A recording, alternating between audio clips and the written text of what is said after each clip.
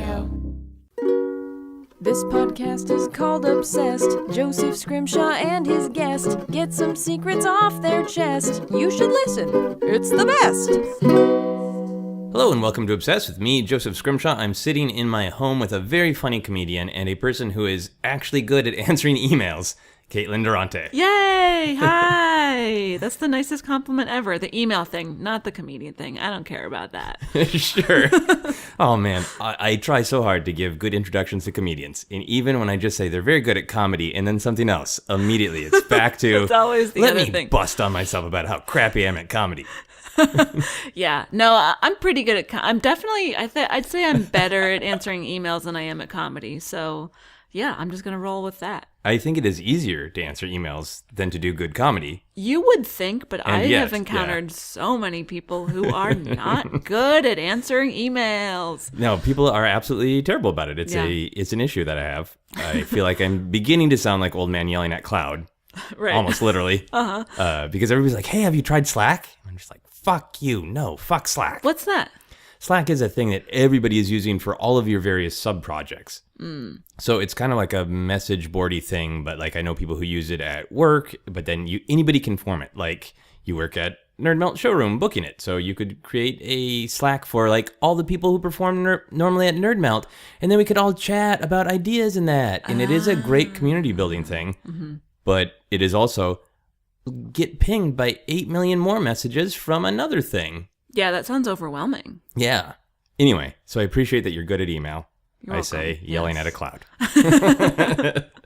So can you tell people a little bit more about who you are, what you do? I think we covered really a lot of it. But Yeah, that's pretty much it. All my defining characteristics. I do comedy. I answer emails. Well, part of the reason that you and I have emailed, and one of the reasons I email a lot is for my job, which is I am the program director at the NerdMelt Showroom, Yay. Which is a comedy venue in Los Angeles. I handle all of their show booking stuff. I also have a podcast called the Bechdel Cast. It's inspired by the Bechdel test, which is a thing that you apply to, movies or shows or books that requires that two women characters have to speak to each other, and it has to be about something other than a man. Preferably those characters have been named. They have names. Surprisingly, a lot of things do not pass the Bechdel test. So I started up a podcast with my co-host Jamie Loftus. We talk about a different movie every week, and we discuss its portrayal of the women characters in the movie, and then we conclude each episode by determining whether or not it passes the Bechdel test. Pretty much. I also am a screenwriter, but not actively. No one has bought my scripts, so can I even say that? I don't know. Yeah, a lot of people say aspiring. Right. How does that feel when you say, hi, Ugh. I'm Caitlin, aspiring screenwriter? No. I'd rather not use that adjective. Yeah. Do you fall into the stereotype of writing at Starbucks? No. Then you're killing it at screenwriting. I don't think I've ever gone to a Starbucks and spent more than 5 minutes there. So You're killing it at life then. thank you. So your obsession is a movie that I don't know if it passes the Bechdel test. Do you know off the top of your head? I do know, and I'll tell you if you want to know. I or maybe do that's a wanna question later on. Well, let's start with that and then we'll get into it. Your obsession is the movie Titanic. Yes. Does it pass the Bechdel test? It does. Nice. Yeah. There's a scene between Rose, played by Kate Winslet, and her mother, and they're her mother's strapping up her corset or whatever that garment is called, and they're talking it's a about rib hugger, right? Yeah, their old rib squeezer. And they're talking about a man, Jack, but then they ended up talking about something else. They're just talking about their future and their financial situation and stuff like that. So it technically passes the test. I can't remember if it happens. Oh, it happens earlier on as well. I think between old Rose and her granddaughter. Oh, okay. And toward the beginning of the movie, before we even enter the 1912 era. But yeah, so it passes a couple different times. Each scene is quite brief, and you'd easily forget about it if you weren't paying close attention, but technically the movie does pass the Bechdel test. Nice. I totally did forget that it passed that. So for people who have never seen Titanic, how would you describe it? If an alien landed and is like, I understand one of the biggest things in your Earth culture is the 1997 film Titanic, how would you describe it to the aliens? It is a juggernaut of a movie about kind of a juggernaut. No, it's an epic film that's 3 hours and 14 minutes long, which is longer than any movie should be, although I don't mind that this movie is that long. I love every minute of it. It's been described as Romeo and Juliet on a boat. That's pretty literal. Right? And it's a romance story, but it's also a great action flick. Oh, and okay. Yeah. Have you ever seen it? Oh, yeah, I've seen it, but I would never have said action. It's not action in the sense that there's like an action hero punching bad guys and car chases, but the last hour and a half of the movie is nonstop awesome practical effects and action. Yeah, I would say disaster, but... It is disastrous. Well, not the filmmaking. The filmmaking is great. What's happening is a disaster. But yeah, I guess, maybe it's wrong to say action. It's interesting to me because it makes me think, does action have to be proactive? Because Right, when I it's think more of an action things movie, I think it's like happening. two forces colliding that have agency and purpose. Mm-hmm. And I guess if somebody said the iceberg is sentient and it wanted to kill Jack, then I'd say Titanic is an action movie. That is what that movie's about. Yeah, so it's a very long movie. Half of it is romance, and the other half of it is everybody dying. When did you first see it? I first saw it when it came out in 1997. I saw it at a drive-in movie theater with Wow. my mom and my sister. There was a drive-in theater not far from where I grew up. Like, it was like a mile down the road from my house in Western Pennsylvania.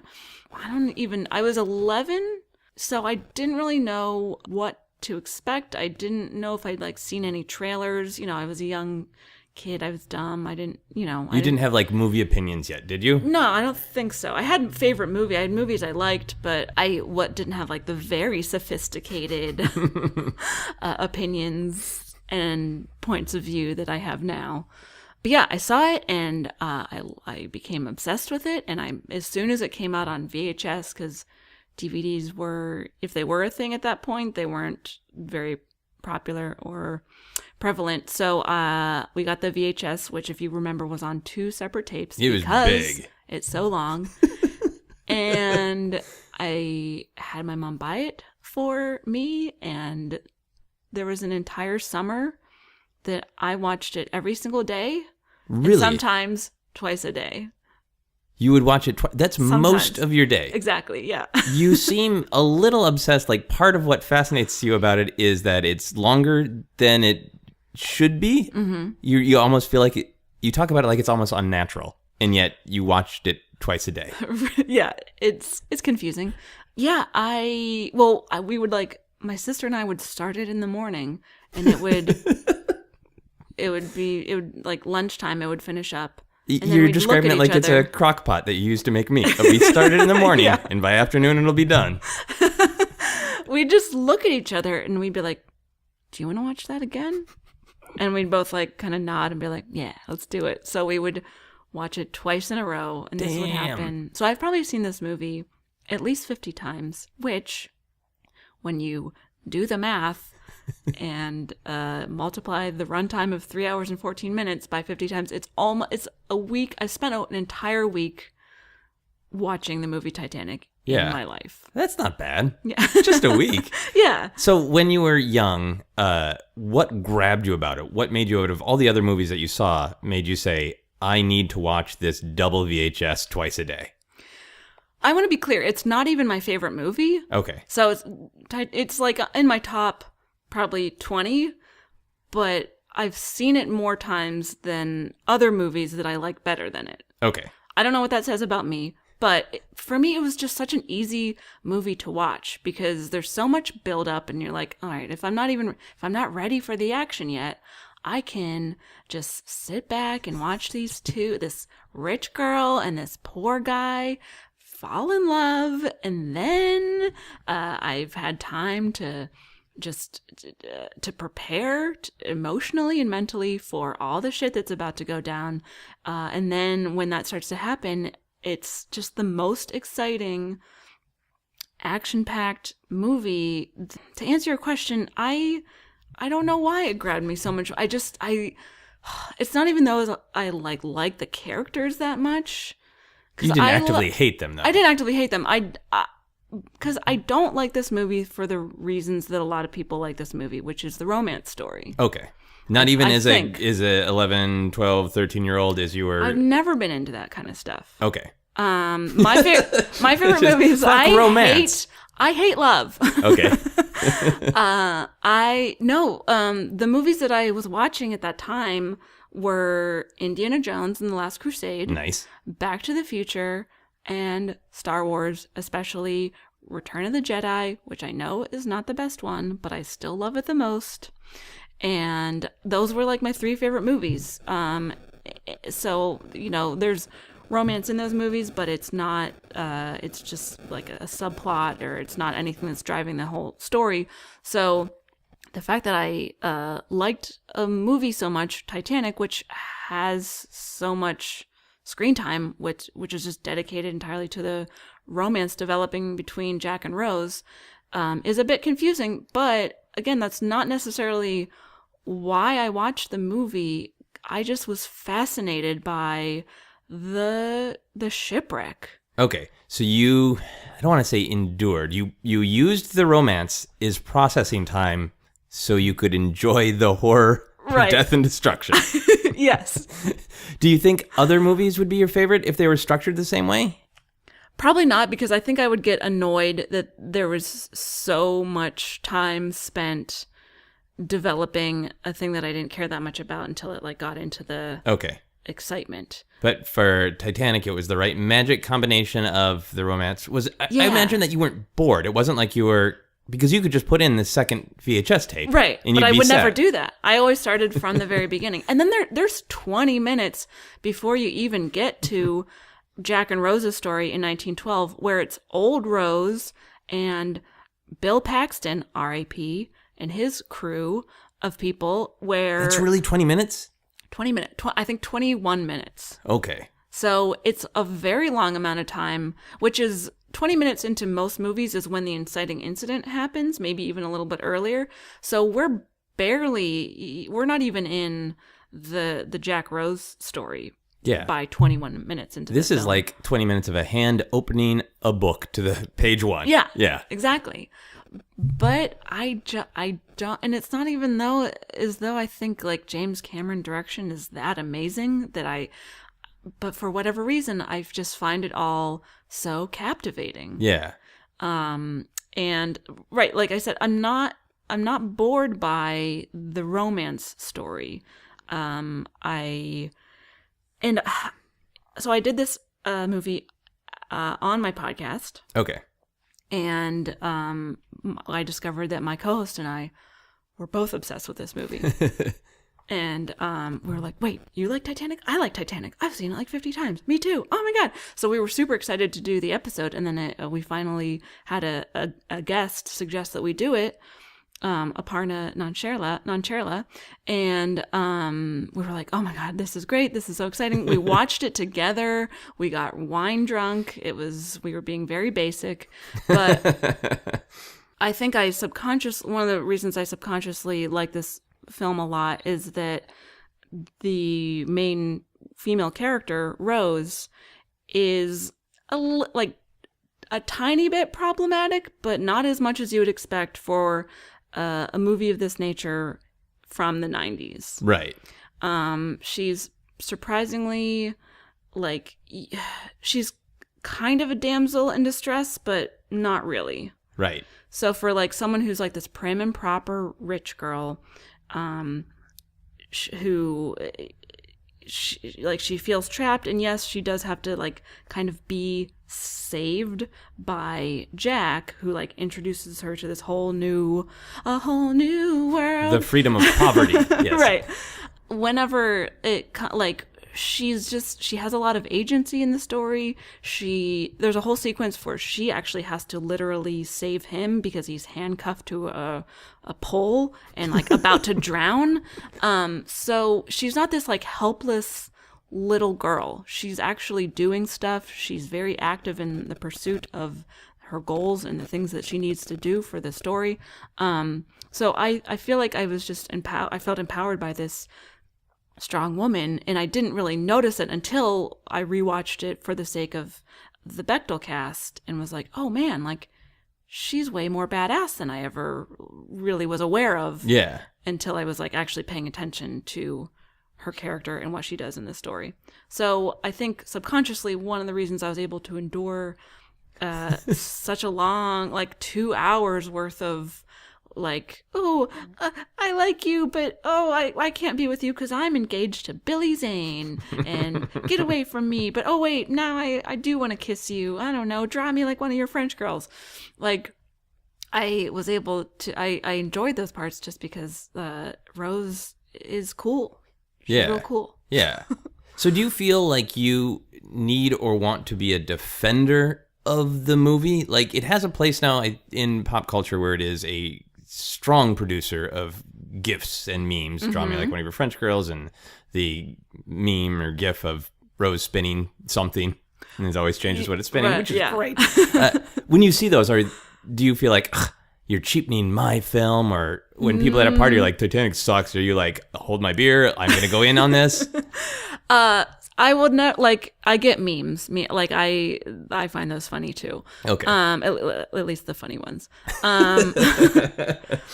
I do kind of feel the need to defend it, especially because so many people rail against this movie. Although I find that a lot of the people who don't like it are people who haven't actually seen it. Yeah.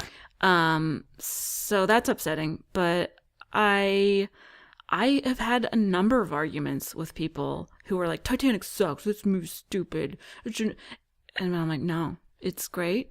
You need to give it a chance. I actually tell a few jokes about it on stage too, which I don't need to say now.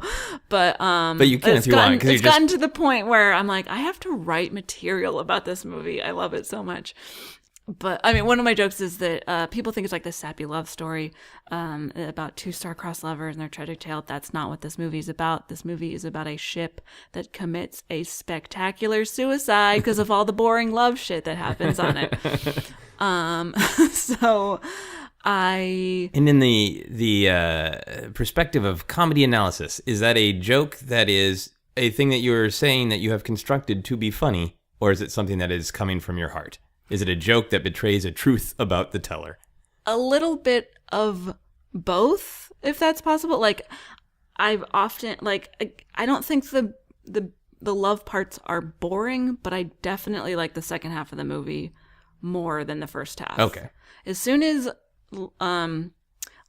like the watch out guys spot the iceberg, and they're like, oh my god, there's an iceberg. Actually, no. Whenever he draws her naked, from that scene on, which I think is, there's probably like an hour and 40 minutes left of the movie. Okay. It's so exciting because there's sexiness. They have sex, and this guy's chasing them. Billy Zane's valet is chasing them, and then there's the scene in the car, and which is the sex scene, right, with the steamy hand on the right, yeah, okay. yeah.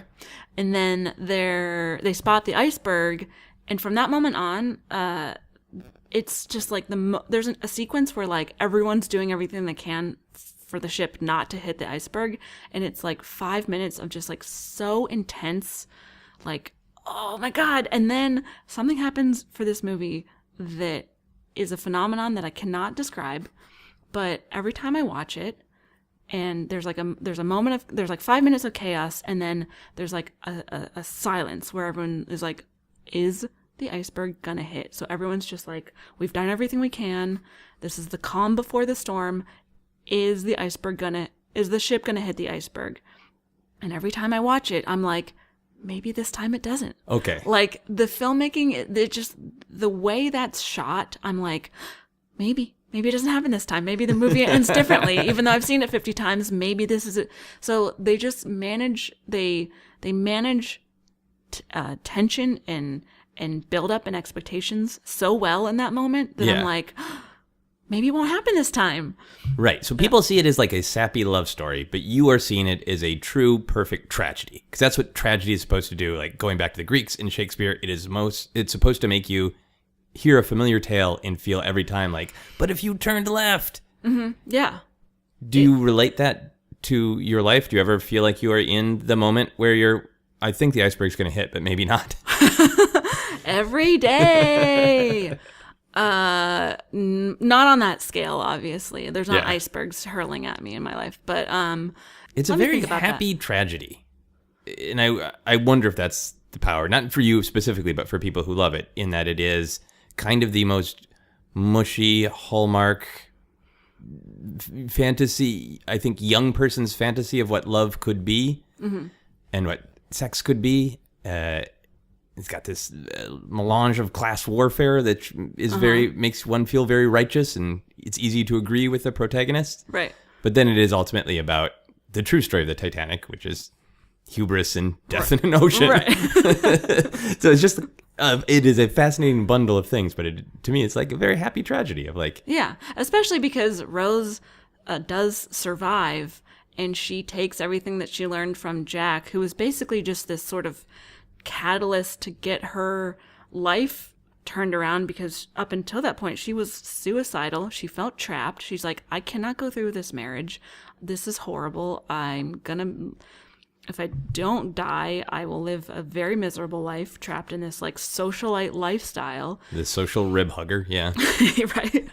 And so Jack was this catalyst that like gets her out of this situation, which, as I talk about on my podcast, like part of me is like, it kind of sucks that like a man has to save her from that. But people come and go in your life. Sometimes they're a man, sometimes not. Because the thing that bothered me was like, there's such a big trope in movies where like a guy has to save a girl because she's a damsel in distress and she's she's been captured by the bad guys and da-da-da.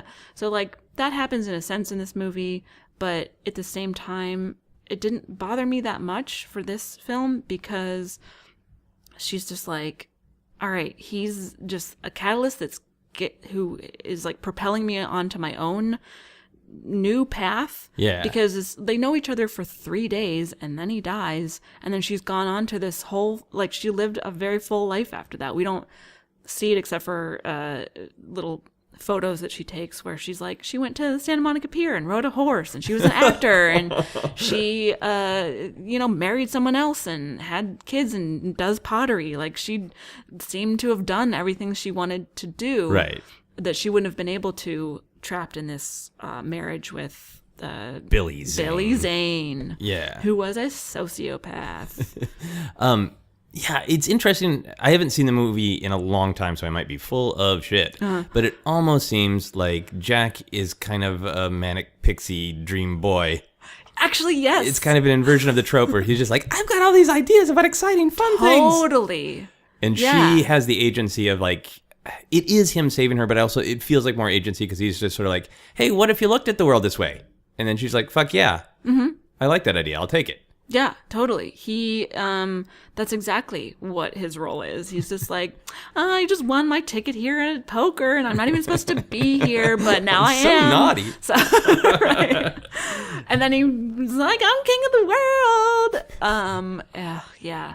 So, and like I said, the movie defies that trope also because, like I mentioned before, she has to save him. There's when they're like running through the sinking ship on a number of occasions in the second half of the movie, and it's not as though he's having to like drag her along or like carry her or any of the things that you often see in movies like that, where there's a guy and a girl. She's like oftentimes running ahead of him, or like she gets through a thing and then he maybe doesn't. Like, you're like, oh my God, did he die during this? And then like he pops up and he's not dead.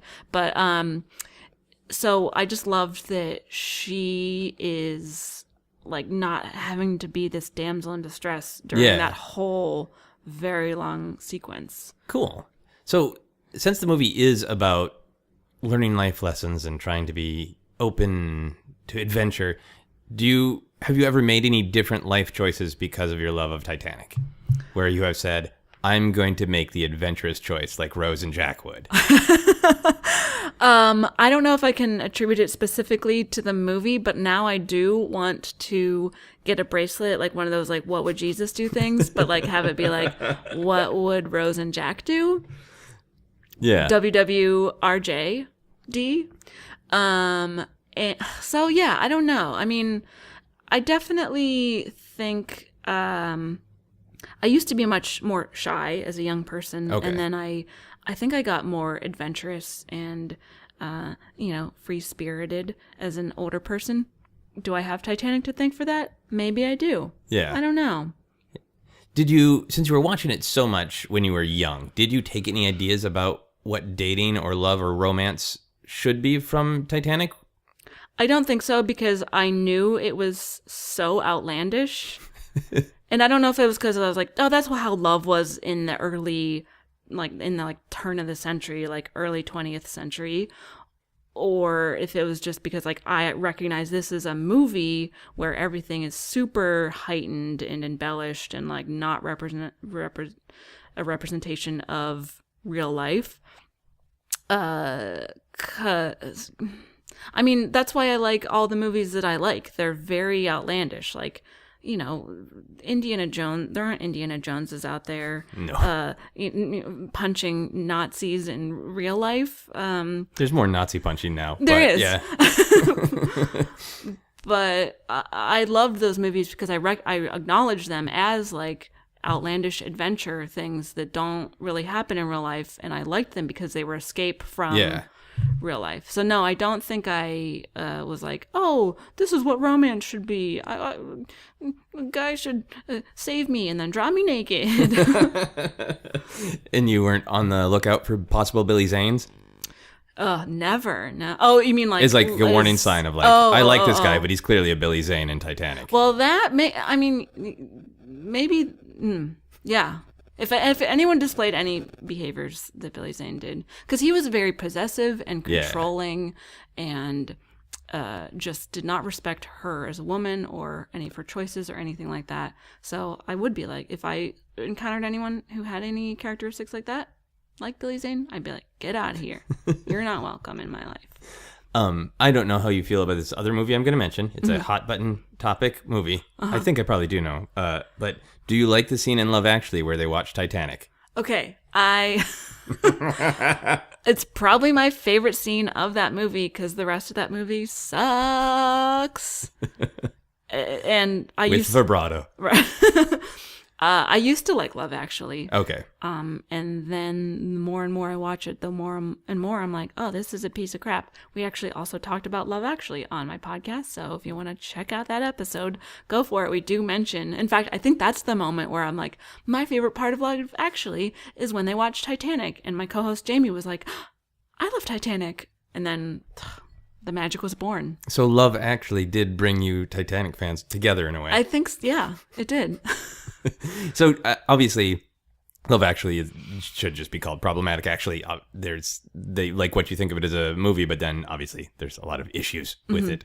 But do you enjoy that actual scene? That idea that a father with a child upset about love and sort of depressed in life would use Titanic in order to instruct a child how to feel better about the world. Do you feel like that's an appropriate use of Titanic? Maybe not to like instruct them in any way, but if it's just like an escape, like, oh, you're feeling sad about this girl who doesn't know who you are. Let's escape into this movie that'll make you feel really sad at the end. Because they in that scene in Love Actually, they shut it off right after. I think it's the scene where Jack and Rose are kissing on like the the front of the ship, Yeah. which is probably called something else, the bow or the stern or whatever. The face of the boat. The face of the boat. And then they pause it and then they just stop watching it. So I feel like they're like, well, this is the end of the movie. They finally get to kiss. And then nothing bad happens after that. It's the one VHS version of Titanic. Uh-huh. Cool. Would you go on a cruise that is meant to replicate the Titanic? Does your love extend? Absolutely. Oh, really? Yes. If it was even like, now everybody knows ahead of time, everybody's going to live, but we are going to crash the boat, and you're going to get to act out running around. Would you want to crash? Uh-huh. Yeah. You've thought about this before. This is not new. I've thought about it a little bit, but I would definitely, well, first of all, obviously if like, assuming the stakes weren't life and death, like if I messed up, hopefully I wouldn't die. But I would want to see like how far, because part of the reason I love the second half so much is like, would I fare as well? If I was in that situation, would I have the survival skills to last until the very end? I don't know. I'd want to find out because like I'm a pretty good swimmer. I'm kind of athletic. I feel like I could maybe survive to the end. Yeah. But I'd wanna test it out for sure. Yeah, nice. This is the classic Titanic question. Was there room on the door or wood or whatever it was for Jack? Did Jack want to die? Did Rose want to kill him? So I have conflicting feelings about this. Upon first glance, yes, it looks like there would have been room on the door. Do they try very hard to test it out? No, they don't at all. They basically, she gets on and then he tries to crawl on and then the door flips and then that's it. They give up after that. Okay. So that is upsetting. I wish they would have tried a little harder, like spend a few minutes of it, even if it has to be 5 minutes of screen time, which is boring trying to get on this thing. And then you decide that it's not going to work out, fine. But I wish they had tried harder, but, I guess they just concluded that the weight, maybe not so much about the size, but the weight wouldn't have, their weight wouldn't have held them up or whatever. But yeah, although like once that failed, why couldn't he like swim around and try to find some other debris? Yeah. Like there would have been all kinds of like doors and crap floating around. Would you be happier if the film was 15 minutes longer on this already long film? And we had like 15 minutes of Jack trying to survive in some way. Yeah, I do want to see that. Little known fact, there is an alternate ending at the very end where we cut back to old Rose and she's about to throw the diamond off the edge of the boat and Bill Paxton spots her and he's like, no, don't do that. And she's like, no, we just, like, you never understood Titanic. Like, I have to let this go. Like, she gives this whole stupid speech. It's so corny. I'm so glad it didn't end that way. About the moral is let it go? Just Something let Jack like die? That's that. the lesson of Titanic? Just let your life go. Let it go. I don't remember the specifics of her speech, but it's so bad and so corny. It's on YouTube, though. You can search for it if you want to find it. But, and then at the very, very, very end of the movie, the last scene is there's some debate. I think that it's a dream sequence. Ooh. Other people think Rose has died and gone to heaven, but you see a shot of the boat underwater and it's all has the sea grime all over it, and then it starts to like fade and transition into the ship as it was in 1912 before it sunk, and you're like walking down this corridor and the doors open to like the big hall and there's all the people, all the characters that we knew from the movie, and Jack is standing at the top of the stairs and Rose, and then it like reveal that it's coming from Rose's point of view, and then she and Jack kiss and everyone cheers. And like my co-host Jamie's like, that is heaven, that's Rose's heaven. And I'm like, okay, why would that be her version of heaven, first of all? Like, yeah. Sure, this was the moment that, like, changed her life for the better. But, like, she lived for 80-some-odd years after that. Like, fuck my surely, husband. Yeah, exactly. And my children. I want to be back on Death Boat with sexy guy. Right. So, like, I interpreted it as a dream.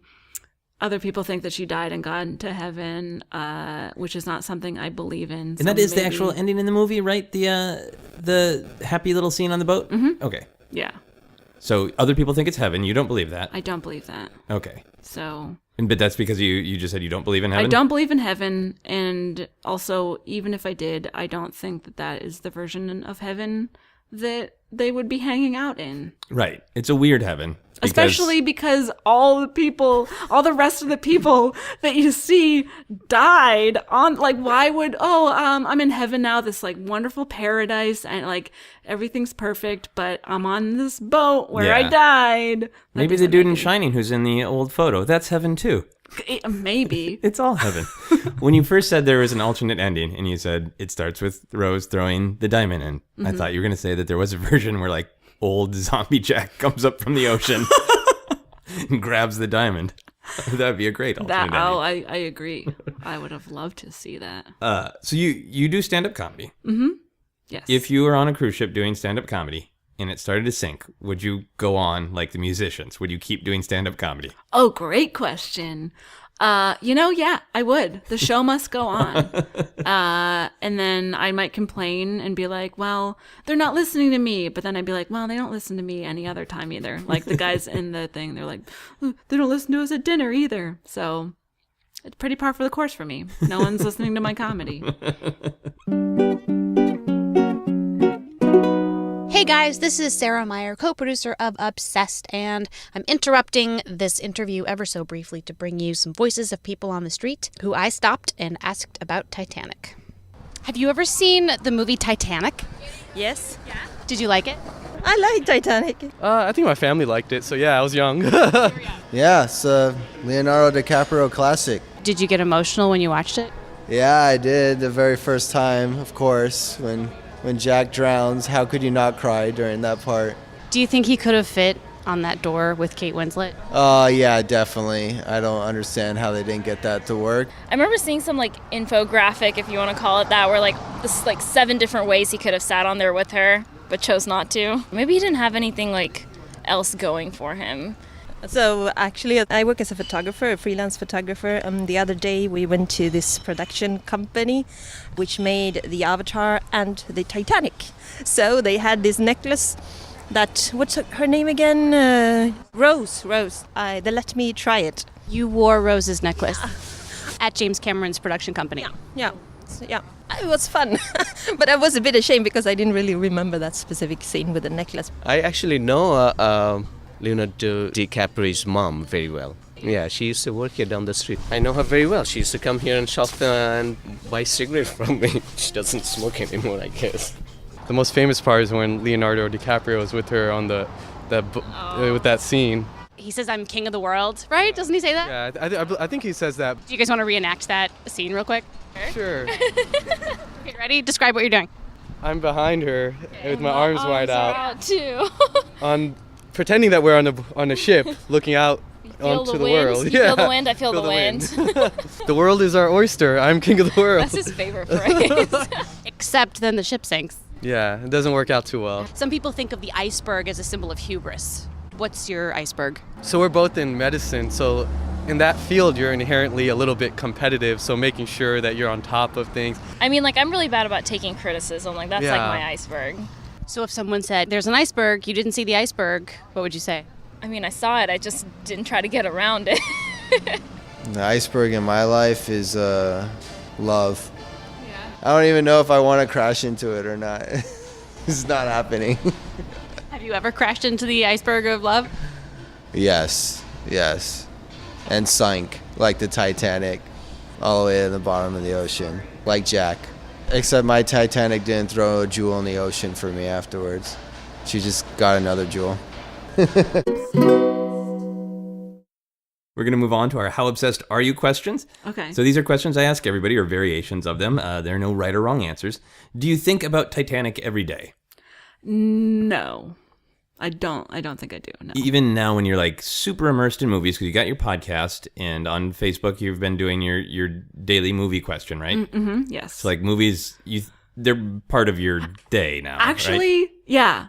Let me re-answer, because I find a way to answer Titanic with. So I have this stupid thing called Movie Talk with Caitlin. It's only on my Facebook, so it's not even accessible to most people unless you're friends with me on Facebook. Where I just pose a question to my friends and I say like, what's your favorite this kind of movie? Or what's a movie that you've seen the most number of times or something like that. And I somehow find a way to answer Titanic almost every time. Like in response to other people's responses? Yeah, or like I'll answer my own question. Okay. And then I'll say, oh, Titanic works for me. So I am maybe thinking about it every day now. Okay, it's at least in your pocket as a joke. Is your go-to joke movie and your beloved movie. Have you ever had a dream about Titanic? Oh, not that I remember. Yeah. But that's just because I don't remember any of the dreams I've ever had. So, yeah, I'm not the best. Okay. Yeah. Okay, fair enough. When people walk into your home, can they tell you're obsessed with Titanic? No, I don't have any artifacts or anything. They can tell I'm obsessed with movies because I have different like paintings on my wall of other movies that I have created. Brag. That I painted them, but I don't have a Titanic painting. Okay, so I want to talk about this a little bit more. So, are you a visual artist? Are you trained, or did you just were you just like, I don't want to buy a print, I'm going to paint this? I'm not super trained. I took some art classes here and there, and I was a paint night instructor for a while. Are you familiar with what that is? Is that the same as like the wine and paint thing? Yeah, that's basically what that is. Okay, but I'm curious from your perspective. What is it? It is an event where you like buy a ticket to a paint night thing, and there's an instructor who teaches you how to paint. It's usually a sunset or a tree or something like that. And it's mostly middle-aged women who are coming with all their gal pals, or it's a good date thing. People go on dates a lot. And you basically just spend 2 hours painting a painting. You eat. They always like take place at restaurants, so you order wine or margaritas or whatever, and you paint this thing that you get to take home with you at the end. And it's meant to be very relaxing, right? Yeah. Okay. It's fun, relaxing, but also like fun. There's like, upbeat music and I'm like cracking. So I used to do this job and I got hired because I do stand up and also was like an okay painter. So I had that job for like 6 months or something like that, where I was teaching these paint night events. And were you making organic jokes to the situation, or were you like subtly testing out your actual stand-up act? I wasn't on doing these any painters? of my material, although I probably should have.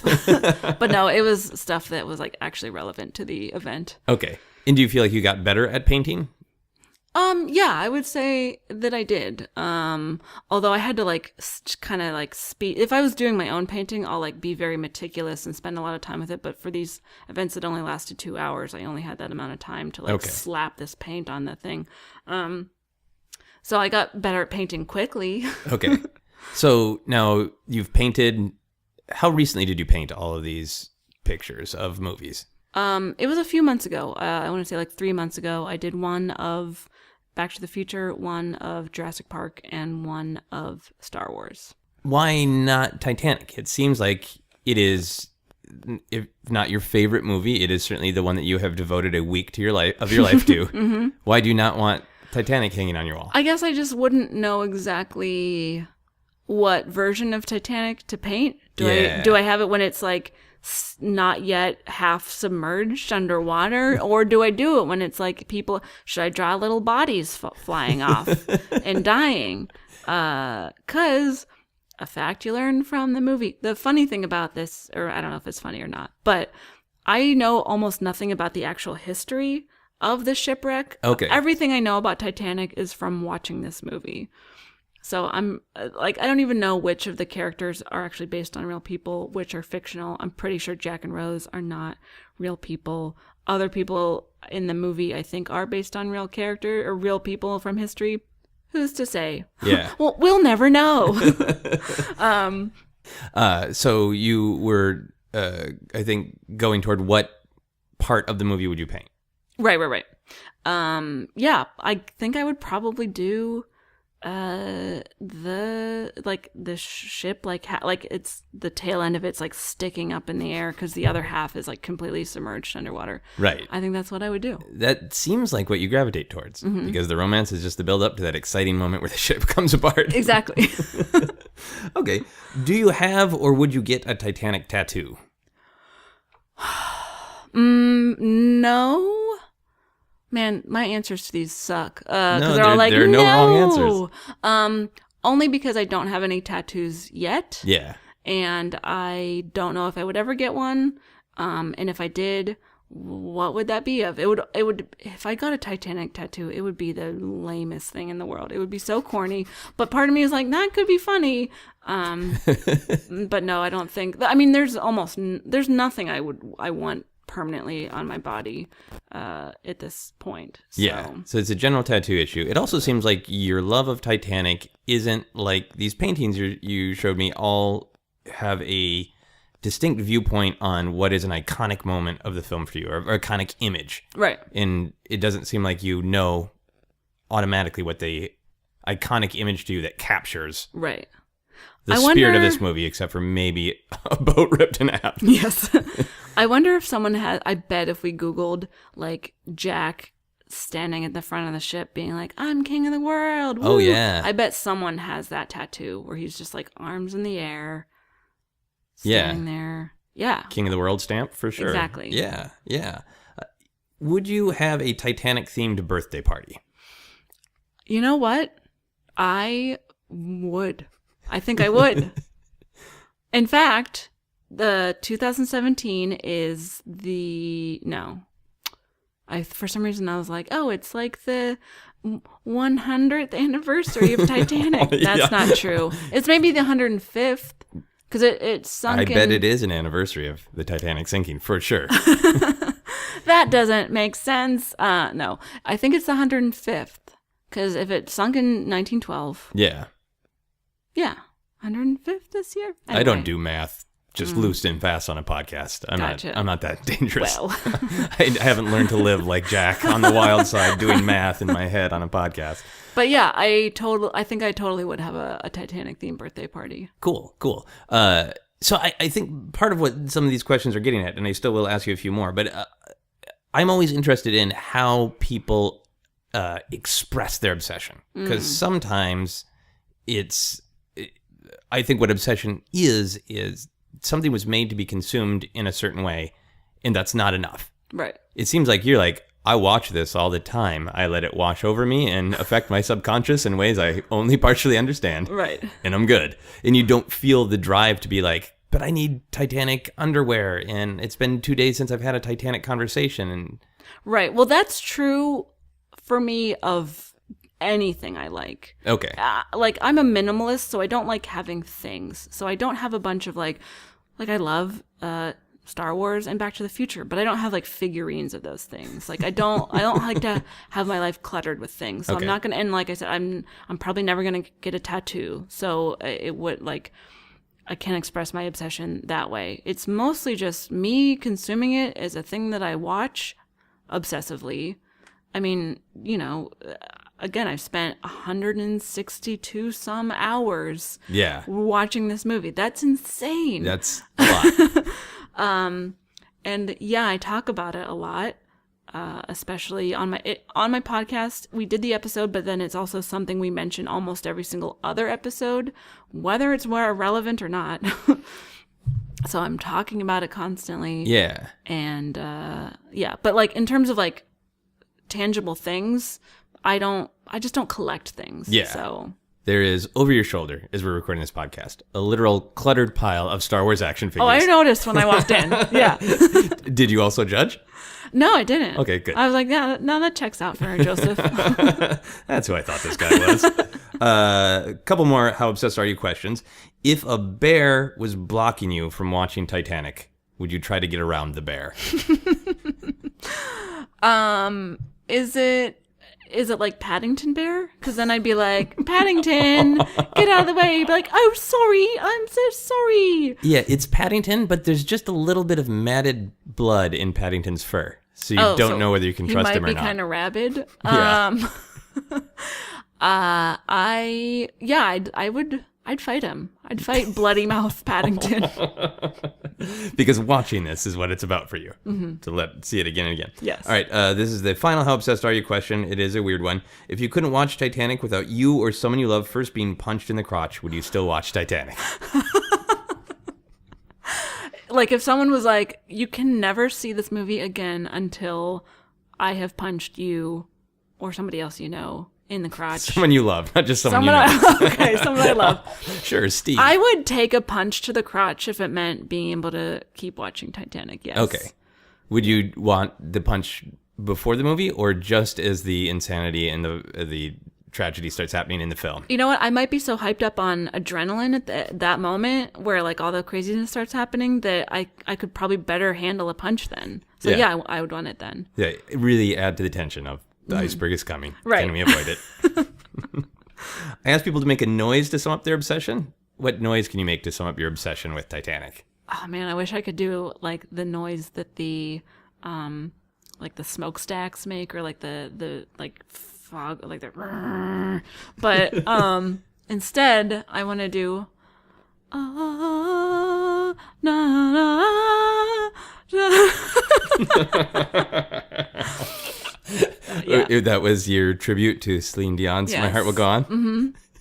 Do you like the song, or do you have to suffer through the song to get to your movie? I am kind of ambivalent. If I just isolated the song, I'd be like, this is a fucking stupid song.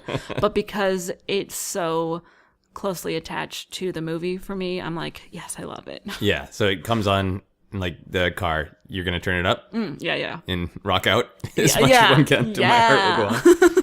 Okay, I rate people's obsession on a scale of 1 to 7, and then I had a thing for flavor. So 7 icebergs is the highest you could be rated.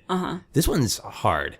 I think I'm going to go like a 5.2 icebergs. Okay. Because this is a really interesting obsession to me where you totally embrace it.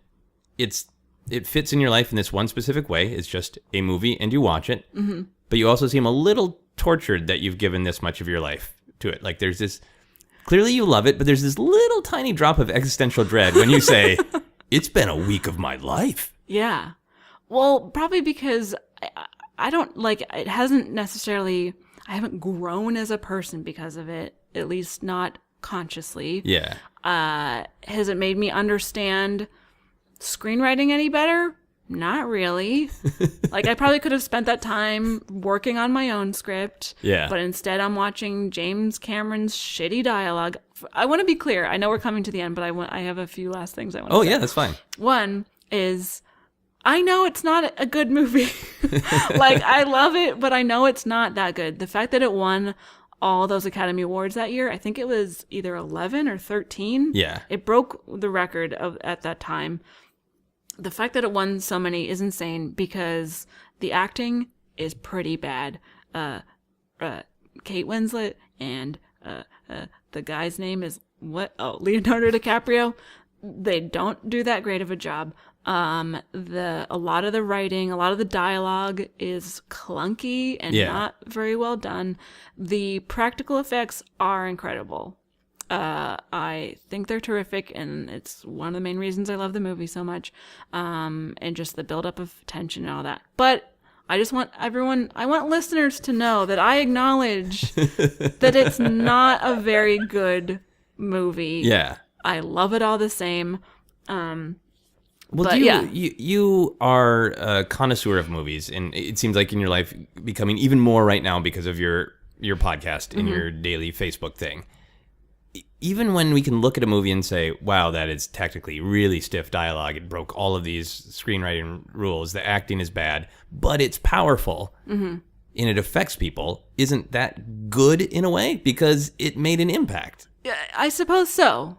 Because there's so many different criteria you can judge a movie on. Yeah. I mean, there's so many different things to unpack and isolate. The acting, the dialogue, the story, the structure, the tone, the themes, the music, the score, I could go on and on. The costume design, everything. That's why there's so many different categories for Academy Awards, and they don't even touch on a lot of the different things that you can still like a movie for. Yeah. Like tone and theme and stuff like that. There's some things that I think the movie does super well, and those are the reasons I like the movie. There's other things where I acknowledge, oh, this is dumb. And so I just want, the message I want to get across is I poise myself as this huge movie buff. I'm always like, I have great taste in movies, guys, whether you think so or not. I have 2 degrees in film. I have a film bachelor's and then a screenwriting master's degree. So I know that loving this movie so much probably takes away a lot of my credibility. So I just want people to know that I know that it's kind of dumb, but also amazing. Yeah. Well, I think that's just fine. Yeah. I'm a big fan of the Star Wars prequels. Oh, no. No. Yeah, we don't need to have I can give you hours of me talking about this on Star Wars podcast, and you'll be fine. We don't have to do it here. But I do think that there is a power in even movies that are legitimately bad in most traditional ways that we discuss movies, that they still affect somebody, even if it's just one person. That's a power. And then there's movies where, like Titanic, there are parts that are amazingly well done. So you watch the movie for that. And then I think that there is like a Stockholm syndrome with the bad parts, where you see them again and again, and you come to love them against your will. Right. Yeah. Yeah. I'd say that's very accurate. Cool. Was there anything else that you wanted to be sure that the listeners knew about your Titanic obsession or perspective? Any other credibility protection statements that you wanted to make? I have a reputation to uphold. No. I don't think so. I just, they like build almost a full scale model of the Titanic, and then they filled it with water, and there's oh man, it's just so good. No, that's I think that's it. That's your main message. Okay. Yeah. Where can people find you on social media? You can follow me at Caitlin Durante on Twitter, and you can go to my website, CaitlinDurante.com, to check out like my upcoming comedy shows. You can also follow my podcast at Bechdel Cast, and you can listen to it on iTunes and Libsyn and Google Play and other platforms. I don't even know where all it's at. You can rate and review us and all that fun stuff. Cool. Here's some quick plugs for this show, and then we have a couple final questions. Great. You can follow me on Twitter and Instagram is at Joseph Scrimshaw. You can follow Obsessed Podcast on Twitter and Facebook is at Obsessed Podcast. For info on all my upcoming shows and comedy albums and stuff, you can check out my website at josephscrimshaw.com. You can also support Obsessed by backing us on Patreon for as little as $1 a month. You get access to our monthly patron-only bonus episodes. For full info on that, go to patreon.com/Joseph Scrimshaw. And to listen to me say things that might make you upset or happy about the prequels, you can check out my podcast, Force Center. All right. Final questions. They don't have anything to do with your obsession, but they can if you want. Cool. If you turned into something during the full moon, what would you want to turn into? Well, good question. Okay. A bunch of things sprung to mind. A range of emotions. Go, yeah.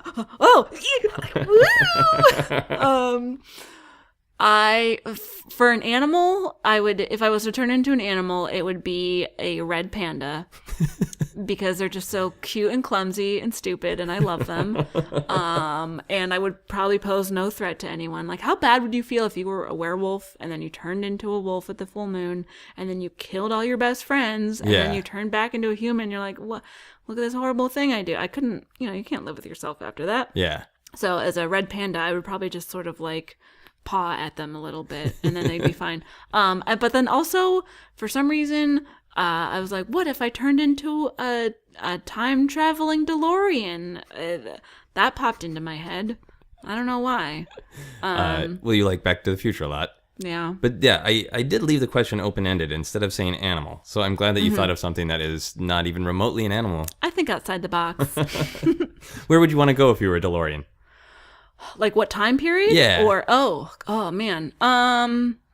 I think I'd want to go to like the Middle Ages. Oh, okay, nice. And because I would just want to I love castles. Okay. And I just want to. I know there are castles like today still that are standing, but I want to go when they're like prime castle time. Okay.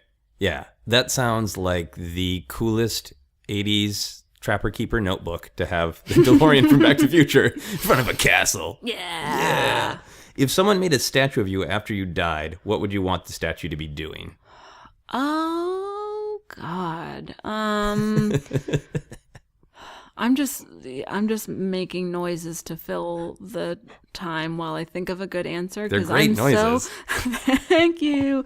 I guess I would probably want to be. See, all the things that I do that I enjoy doing are like pretty passive activities. Like I guess like I could be standing in front of a microphone doing comedy or recording a podcast, but that's kind of boring. I used to play soccer, but like that's not a defining thing about me anymore, but that would look cooler. But it's active.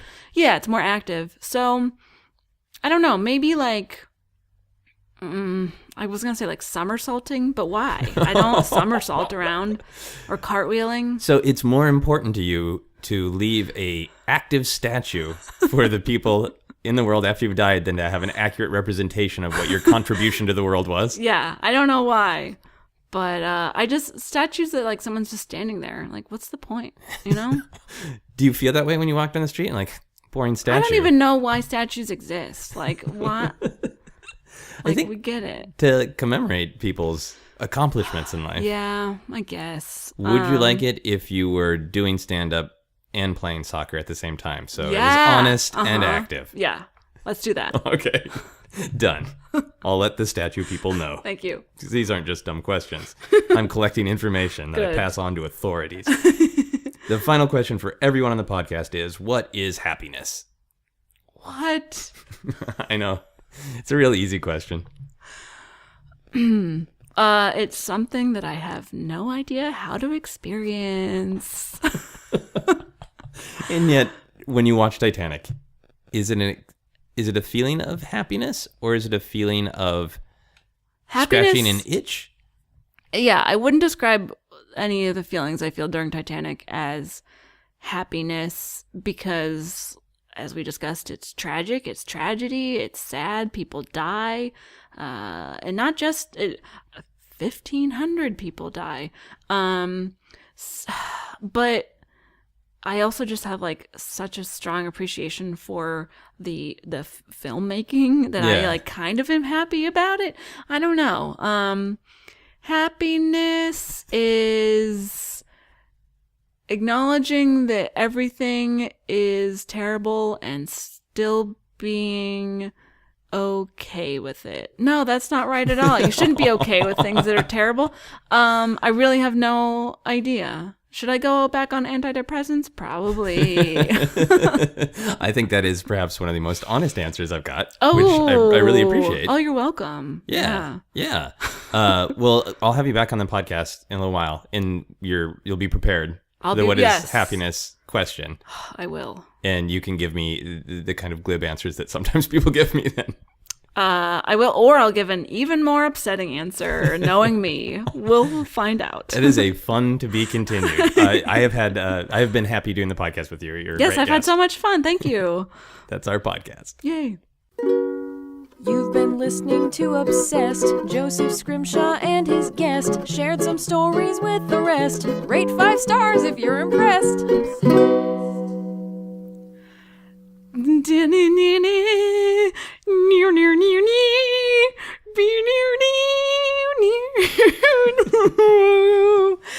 Every night in my dreams. Yeah, that's it.